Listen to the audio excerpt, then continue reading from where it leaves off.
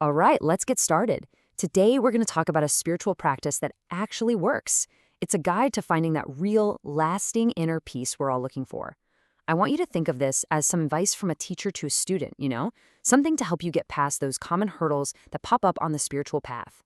So let's dive right in with a question that I think hits home for a lot of us. Why do we feel so restless? You know that feeling, even when on paper life is good, everything's going fine, but there's this little hum of anxiety or turmoil in the background. What's that all about?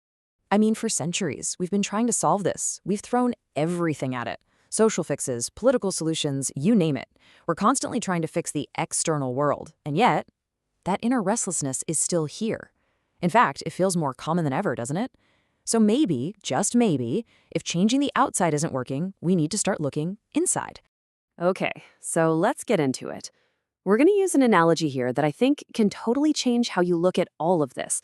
It's all about food for the mind. See, here's the thing. Your mind needs nourishment, just like your body does. And a lot of the time, the problem isn't that we're not trying hard enough in our spiritual practice. It's that we're giving our minds the wrong kind of food. You wouldn't expect to feel great after eating junk food all day, right? Well, it's the same for your mind. It needs the right kind of nourishment to find peace. And check this out. This breaks it down perfectly. For our body, it's simple. Our hands prepare the food, our mouth eats it, and we get physical energy. Easy. But now look at the mind's food.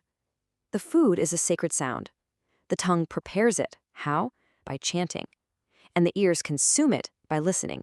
And the result we're going for? Not physical energy, but something so much deeper, inner peace.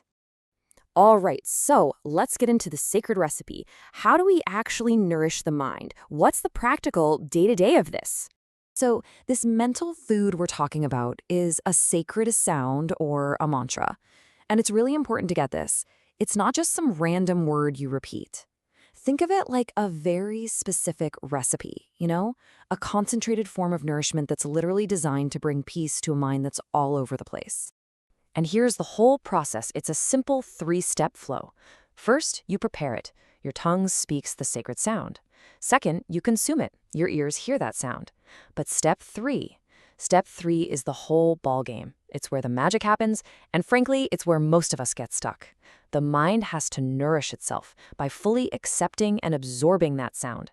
And we're going to get into what absorbing really means. Okay, this right here. This is probably the most important part of our whole conversation. We're talking about the art of digestion. This is the number one reason, the biggest stumbling block, why people can do a practice for years and feel like they're getting nowhere. It's not about what you're saying or hearing, it's about what you're digesting. Yeah, this quote just says it all, doesn't it? Words the mind doesn't accept are like food that isn't digested. Man, that's powerful. They just pass right through you. You can listen to wisdom all day long, but if your mind doesn't truly accept it, it provides zero nourishment. It's just empty spiritual calories. 50 years. Think about that. That's not an exaggeration. Some people spend half a century going to talks, chanting, meditating, and feel no real fundamental inner shift. 50. And why? It almost always comes back to this one thing. That final, crucial step of digestion just isn't happening. So what are we even talking about with spiritual digestion? Well, it's that process where your mind doesn't just hear something, it fully accepts it. It integrates it. It's the moment when an abstract idea, some nice words, turns into real, tangible inner peace. It stops being a concept in your head and becomes a feeling in your heart. That is where the change is. Okay, so how do you know? How can you tell if you're actually digesting this stuff or if it's just passing through?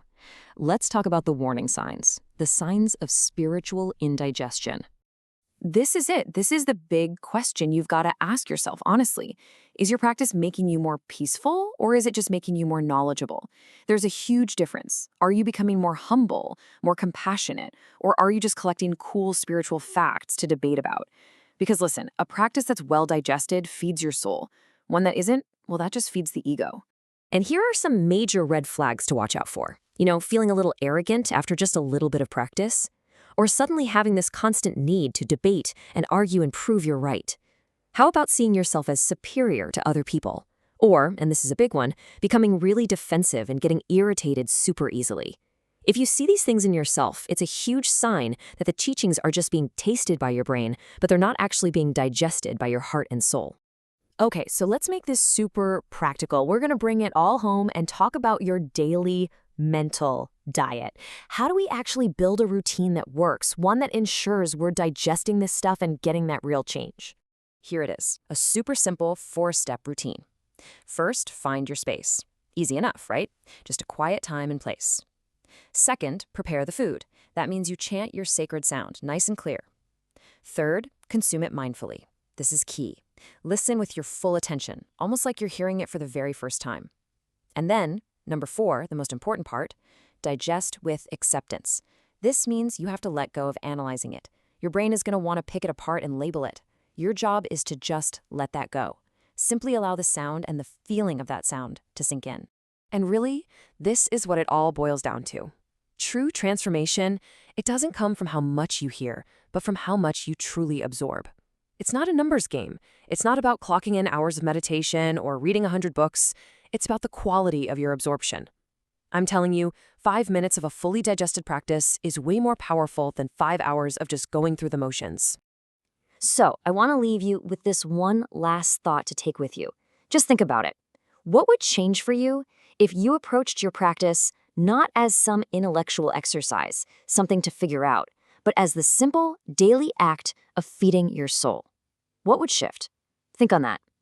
Thanks so much for joining me.